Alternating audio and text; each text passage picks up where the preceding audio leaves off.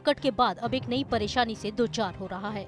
जब से मालदीव की सत्ता मोहम्मद मोइजू ने संभाली है, तब से भारत के साथ उसके संबंध खराब होते जा रहे हैं, क्योंकि मोइजू चीन के साथ अपनी दोस्ती जो निभा रहे हैं और मालदीव एक न एक नए संकट में फंसता जा रहा है। लेकिन इन सब से अलग बात करते हैं मालदीव के हालातों में तेजी से आ रहे बदलाव की। तो बता दें कि अब मालदीव में खाने के लाले पड़ने शुरू हो गए हैं। मीडिया रिपोर्ट के मुताबिक मालदीव में अब खाने के सामान की तेजी से कमी होने लगी है, जिसके चलते चिकन के दाम आसमान छूने लगे हैं। मालदीव के मीडिया आउटलेट अधादू की रिपोर्ट माने तो मालदीव में बोनलेस चिकन की कीमत 100% तक बढ़ चुकी है। चिकन के महंगा होने की वजह से मालदीव की राजधानी माले के कई बाजारों से चिकन पूरी तरह गायब हो चुका है। माले में आपूर्ति की कमी के चलते बोनलेस चिकन के दाम में भारी तेजी हुई है। माले के कई थोक और खुदरा विक्रेताओं के पास चिकन की कमी ने मालदीव में खाने को लेकर खतरे की घंटी बजा दी है। दरअसल मालदीव में पहले जो बोनलेस चिकन 80 से 100 मालदीवियन रुपए यानी MVR में मिल रहा था, आज उसकी कीमत बढ़कर 150 से 200 मालदीवियन रुपए प्रति किलो हो गई है। वहीं 2 किलो बोनलेस चिकन 250 से 350 मालदीवियन रुपए में मिल रहा है। इसके पीछे की वजह शिपिंग में बदलाव को बताया जा रहा है।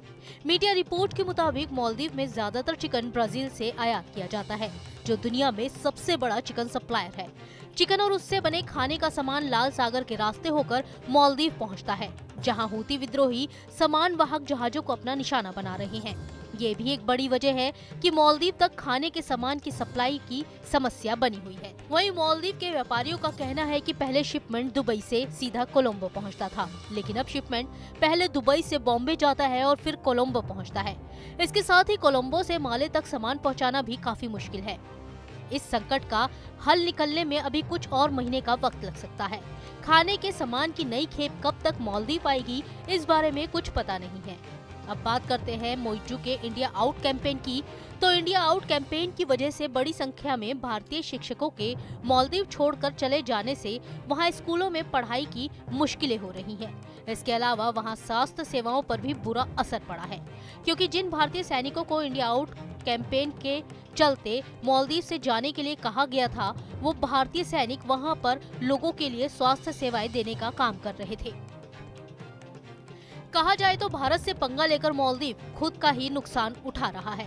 हालांकि लाल सागर में भारतीय नेवी हूती विद्रोहियों के खिलाफ लगातार ऑपरेशन चलाकर उनको गिरफ्तार कर रही है, लेकिन अब मालदीव चीन की दोस्ती से गदगद हो रहा है। वो चीन के इशारे पर भारत को आंख दिखा रहा है। वो ये भूल चुका है कि साल 2020 में जब कोविड-19 की वजह से मालदीव में दवाइयों, पीने के पानी और खाने के सामान की कमी हो गई थी, तब इन सब सामान को भारत ने ही उसे दिया था, ना कि चीन ने। कोरोना के बाद जब उसकी खराब अर्थव्यवस्था से देश की कमर टूट चुकी थी, तब भारत की वजह से ही वो वापस पटरी पर आई थी और अब भारत से दोस्ती तोड़कर वहां खाने के फिर से लाले पड़ गए हैं। देखना तो अब ये होगा कि जिस चीन को वो भारत से भी ज्यादा अहमियत दे रहा है, क्या वो चीन उसकी मदद के लिए आगे आता है या नहीं। Team news nation.